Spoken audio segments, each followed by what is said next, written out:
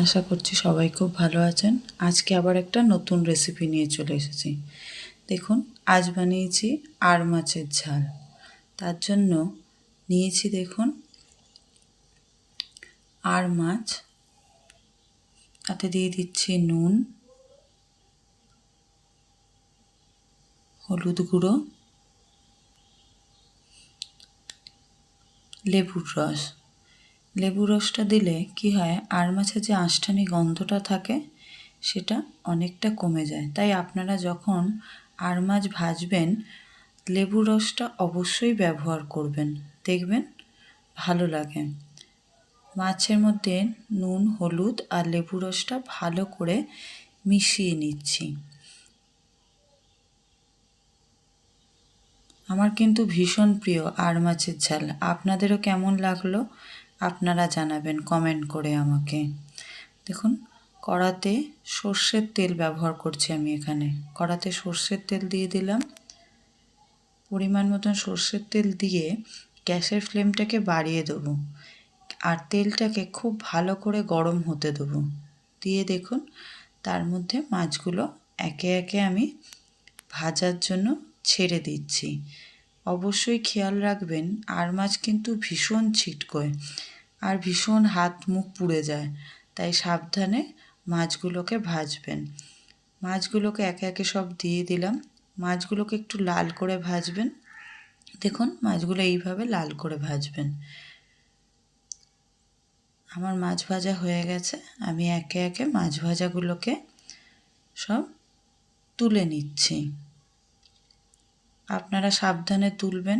সেই আগে বললাম এগুলো ভীষণ ফাটে, আমি ওই জন্য দূর থেকে সাবধানে তুলছি, আপনারাও তাই করবেন। সব মাছগুলো আমার ভাজা হয়ে গেছে। দেখুন সব ভাজা হয়ে গেছে। এবারে সেই কড়াইতে যেটুকানি তেল আছে তার মধ্যে দিয়ে দিলাম পেঁয়াজ কুচি। পেঁয়াজ কুচিটা দিয়ে ভালো করে নাড়াচাড়া করব যতক্ষণ না পেঁয়াজটা লাল হয়ে যায়। দেখুন পেঁয়াজটা ভালো করে নাড়াচাড়া করে নিচ্ছি। পেঁয়াজটা ততক্ষণ ভাজবেন যতক্ষণ না পেঁয়াজটা হালকা লাল হয়ে যাচ্ছে। পেঁয়াজটা ভালো করে ভাজা হয়ে গেলে দেখুন ভাজা হয়ে গেছে আমার পেঁয়াজটা। এবারে তার মধ্যে দিয়ে দিচ্ছি টমেটো কুচি। টমেটো কুচি দিয়ে আবার ভালো করে নাড়াচাড়া করে দেবো। পেঁয়াজ কুচি আর টমেটো কুচির মধ্যে দেখুন দিয়ে দিচ্ছি নুন। নুনটা দিলে কি হবে, টমেটোটা তাড়াতাড়ি গলে যাবে। এখন এর টমেটোগুলো জানেন তো একদম তরকারিতে দিলে গলতে চায় না, তাই নুনটা দিয়ে ভাজবেন, দেখবেন গলে যাবে। দেখুন পেঁয়াজ আর টমেটো আমার একদম পুরো ভাজা হয়ে গেছে। এবারে তার মধ্যে দিচ্ছি মশলাটা, আদা রসুনের পেস্ট, হলুদ গুঁড়ো, লঙ্কার গুঁড়ো, কাশ্মীরি লঙ্কার গুঁড়ো। কাশ্মীরি লঙ্কাটা আপনার দিতে চাইলে দিতে পারেন, না দিতে চাইলে নাও দিতে পারেন। আমি দিয়েছি রঙটা ভালো হবে বলে। দিয়ে ভালো করে সব মশলাগুলোকে মিশিয়ে একসাথে কষিয়ে নেব। মশলাটা ততক্ষণ কষবো যতক্ষণ না মশলা থেকে তেল ছেড়ে আসছে। দেখুন মশলাটা আমি খুব ভালো করে কষিয়ে নিচ্ছি।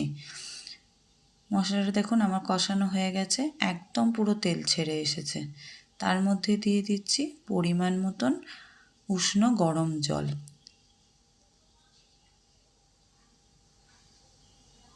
জলটা দিয়ে ভালো করে নাড়াচাড়া করে দিলাম।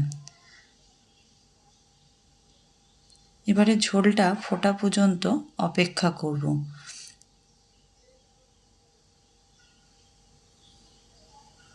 দেখুন ঝোলটা আমার একদম ফুটে গেছে। এরপরে তার মধ্যে ভেজে রাখা সব মাছগুলোকে একে একে দিয়ে দিচ্ছি।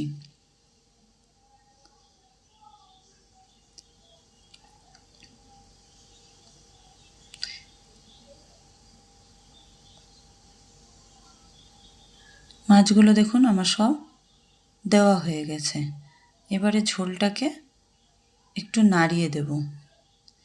নাড়ানো হয়ে গেলে ঝোলটাকে একটু ফুটতে দেবো। গ্যাসের ফ্লেমটাকে একটু কমিয়ে দেবো। দিয়ে ঝোলটাকে ফুটতে দেবো।